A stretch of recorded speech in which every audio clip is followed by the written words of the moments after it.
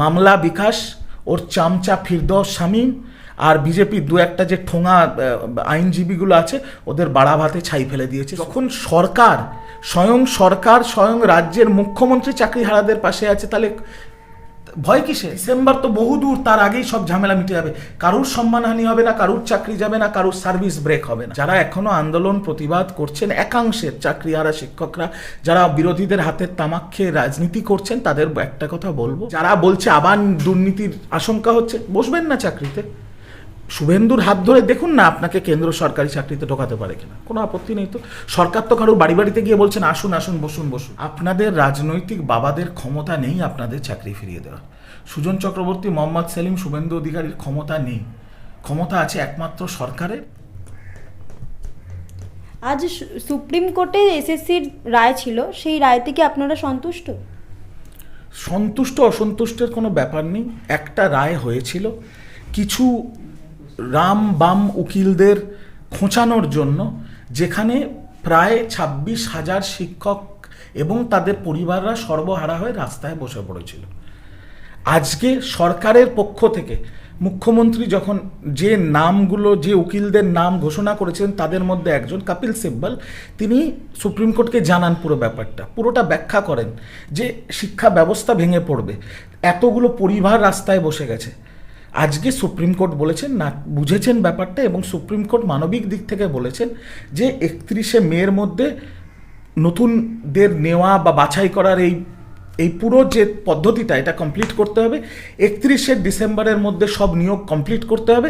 আর যারা যোগ্য, যাদের চাকরি চলে গেছিল এই রাম বামের দালাল উকিলদের জন্য, তারা স্কুলে যেতে পারবেন। তাদের 31শে ডিসেম্বর অবধি তারা মাইনে পাবেন তাদের যোগ্যতার নিরিখে, তাতে কোনো অসুবিধা হবে না। আর আমি আপনাদের দর্শকদের বলে দিচ্ছি, যখন মুখ্যমন্ত্রী নিজে দায়িত্ব তার ঘাড়ে তুলে নিয়েছেন, ডিসেম্বর তো বহুদূর, ডিসেম্বরের আগেই বা দুর্গাপুজোর আগেই এই সব ঝামেলা মিটে যাবে। আপনারা সসম্মানে নিজেদের চাকরি ফেরত পাবেন, কারুর সার্ভিস ব্রেক হবে না, কারুর মাইনে বন্ধ হবে না। আর আজকে সুপ্রিম কোর্টের এই বক্তব্যের পরে মামলা বিকাশ, ওর চামচা ফিরদৌস শামীম আর বিজেপির দু একটা যে ঠোঙা আইনজীবীগুলো আছে ওদের বাড়া ভাতে ছাই ফেলে দিয়েছে সুপ্রিম কোর্ট। মানুষ এবং মানবিকতার জয় হয়েছে। যদি ডিসেম্বর অবধি চাকরি করতে পারে, মানে শিক্ষক হিসেবে শিক্ষা দিতে পারে, তাহলে তারপরে কেন পারবে না? সেটা তো সুপ্রিম কোর্ট বলবে, সেটা কি আমি বলে দেবো? রিজু দত্ত বলতে পারে? সুপ্রিম কোর্ট একটা ভার্ডিক্ট দিয়েছে যে আমরা একেবারে বন্ধ করে দিয়েছিলাম, আমরা সরকারকে সময় দিচ্ছি তাদের তদন্ত প্রক্রিয়া, তাদের যোগ্য অযোগ্য যা ইত্যাদি ইত্যাদি লিস্ট আছে সব কিছু প্রক্রিয়াতে 31শে মের মধ্যে জমা দিতে এবং 31শে ডিসেম্বরের মধ্যে নিয়োগ প্রক্রিয়া শেষ করতে। এবার 31শে ডিসেম্বরের পরে চাকরি করতে পারবে কি পারবে না, এই লড়াইটা তো পুরোটা লড়তে হবে কোর্টে। আর যখন স্বয়ং রাজ্যের মুখ্যমন্ত্রী চাকরিহারাদের পাশে আছে, তাহলে ভয় কিসের? আমি তো বললাম যে ডিসেম্বর তো বহুদূর, তার আগেই সব ঝামেলা মিটে যাবে। কারুর সম্মানহানি হবে না, কারুর চাকরি যাবে না, কারুর সার্ভিস ব্রেক হবে না। কিন্তু ব্যাপারটা হচ্ছে, যারা এখনো আন্দোলন প্রতিবাদ করছেন, একাংশের চাকরিহারা শিক্ষকরা যারা বিরোধীদের হাতের তামাক খেয়ে রাজনীতি করছেন, তাদের একটা কথা বলবো, আপনাদের রাজনৈতিক বাবাদের ক্ষমতা নেই আপনাদের চাকরি ফিরিয়ে দেওয়ার। সুজন চক্রবর্তী, মোহাম্মদ সেলিম, শুভেন্দু অধিকারীর ক্ষমতা নেই, ক্ষমতা আছে একমাত্র সরকারের। আর সরকার আর মুখ্যমন্ত্রী আপনাদের পাশে আছে, তাই আস্থা রাখুন, ভরসা রাখুন, আর নইলে আন্দোলন করুন। অনেক চাকরি প্রার্থীরাই আশঙ্কা করছিল যে নতুন নিয়োগ হলে আবার দুর্নীতি হবে, কি বলবেন? আশঙ্কা কে করছে কি করছে সেটা তো আমার জানা নেই। যদি তাদের মনে হয় যে নতুন নিয়োগ হলে দুর্নীতি হবে, তাহলে বাংলায় চাকরিতে অ্যাপ্লাই না করে দেশের বড় বড় চাকরিতে অ্যাপ্লাই করুক না।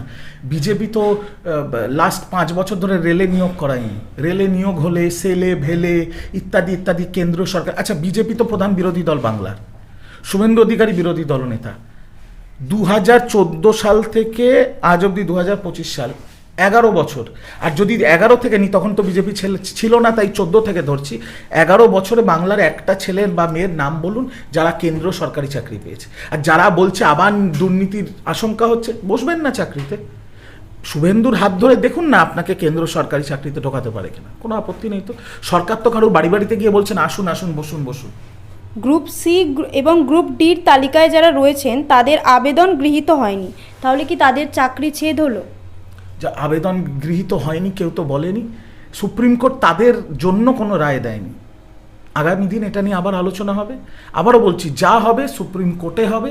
সরকারের পক্ষ থেকে অভিষেক মানু সিংভি, কপিল সিব্বল, কল্যাণ ব্যানার্জি, দেবাঞ্জন মণ্ডলের মতো বড় বড় ব্যারিস্টাররা চাকরি হারাদের পক্ষে, সরকারের পক্ষে লড়াই করছেন।